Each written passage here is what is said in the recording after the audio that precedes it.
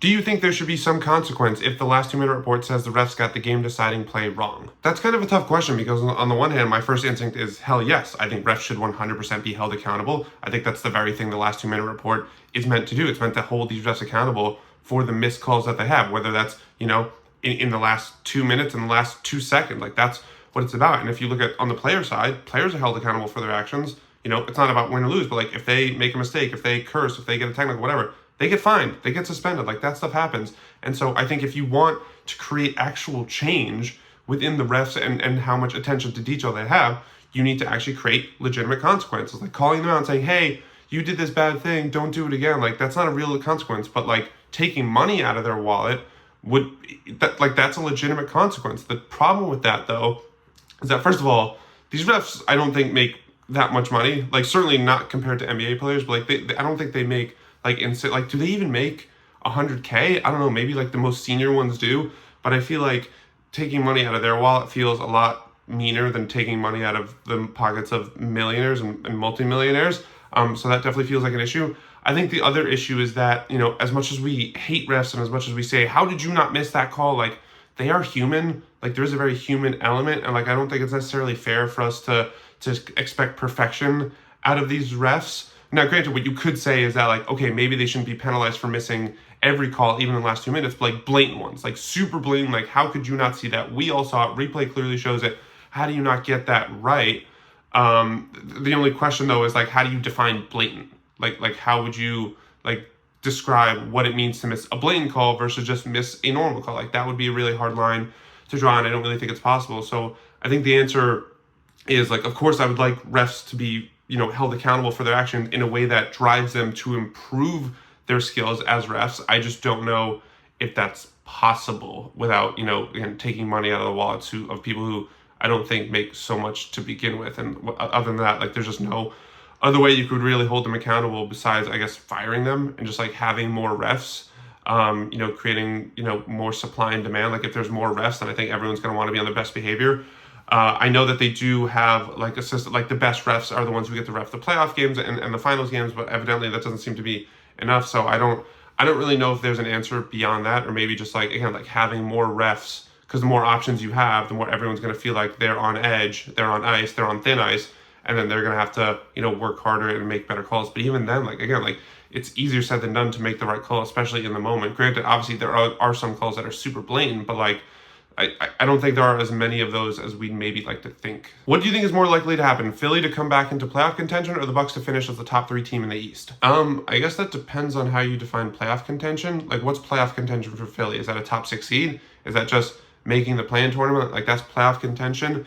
Like I want to pick Philly because I feel like playoff contention's easier, but at the same time, I just like, are they ever going to get healthy? Like ever? I just talked about this in my Sixers video. Like it's with Philly, it's always been about when they get healthy, everything's going to be okay. But like, are they ever going to get healthy? Like PG and Embiid, do you really trust either of them to be consistently healthy over the course of the year? And if neither of them does that, and specifically Embiid, obviously like previous MVP, like how is Philly going to dig themselves out of this hole? Like even to get into playoff, like even if we set the bar super low at the play-in tournament, like that counts as playoff contention. Like how is Philly going to be able to do that? And especially because, when these guys did play, when PG and Embiid did play, they didn't look so good, which granted you could chalk up to the injuries. But again, if these injuries are just going to keep happening, then even if when they do come back, it's just not going to look as good. And so it's weird because playoff contention is a much lower bar than top 3 seed. But like, I just don't think Philly's going to be healthy enough together, or it's not looking like that. Please prove me wrong. But like, I think I'm just going to have to like kind of by default pick Milwaukee because I think they're getting healthier. They're looking better. And like whereas Philly is just like, I don't know where the light at the end of the tunnel is. Do you think this Melo run is a fluke, or do you think the Hornets could be scary in a week or two when they get everyone back? Well, those are 2 separate questions, I feel like. Do I think this Melo run is a fluke? Yes, from the standpoint of I don't think he's going to go for 50 and 40 plus every single night. That being said, like we've seen him average over 20 points a game, like with the 8 assists and 7 rebounds. Like he's done that. Like the problem with LaMelo has never been talent. It's never been about production these last few years. It's just been about, can he stay healthy? He's missed most of the last 2 years. Now, off to a good start, and the numbers are great, and he's developed, and it's looking so great. So, like, I don't know if he's going to, like, again, keep going for 40 plus and 50, but, like, LaMelo Ball was an all-star before he started getting hurt. So, like, don't be surprised when he's putting up all-star numbers. Now, what does that mean for the Hornets, and what can they look like when everyone gets back? they could definitely fight for a play-in spot. Like, they definitely have a lot of pieces in LaMelo, in Miller, Bridges. Trey Mann, I think, has been such a nice bright spot. Obviously, it sucks to lose Grant Williams for the year to a torn ACL, but like, they still have all these pieces. And, I don't like saying this because it's kind of insulting, but like, the bar to get into the play-in tournament in the Eastern Conference is really, really low. I think both Chicago and Atlanta last year were under 500. And so you look at the landscape now, you have like Detroit and Chicago and Atlanta. Like, I don't think that's that hard of a guardrail to leap over if you're Charlotte. So like, again, obviously they got to get healthy. Everyone's got to get healthy, and of course your best player, LaMelo, has to stay healthy. Please, God, protect those ankles.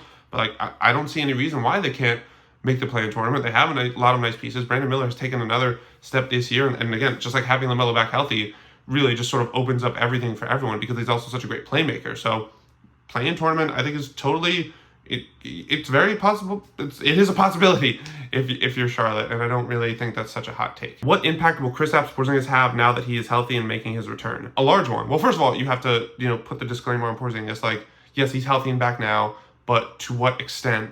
And like, how, like, what's going to be his minutes? What's going to be his load management situation? Is he going to stay healthy throughout the course of the regular season? But assuming he's relatively healthy, like, we know what Porzingis brings to the table. It's not like a question. Like, he only adds to the embarrassment of riches that Boston has in terms of spacing and versatility. He's an incredible shot blocker and rim protector. So having that is just like having a rim protector who could also shoot threes the way Porzingis can is just an absolute joke. We've seen him being able to punish mismatches, in the mid-post area. Like we saw in game 1 against Dallas last year, where he had like 20 points in the first quarter or something like that. So it just like, I look, Celtics obviously were doing just fine without him. Number 2 in the East. What were they, like 17-3, something like that? So they weren't necessarily in dire need of his services. But again, you have him back. It lessens the role on Horford, who obviously, as we know, is in his mid to late 30s at this point. So he could definitely use as much of a break as possible.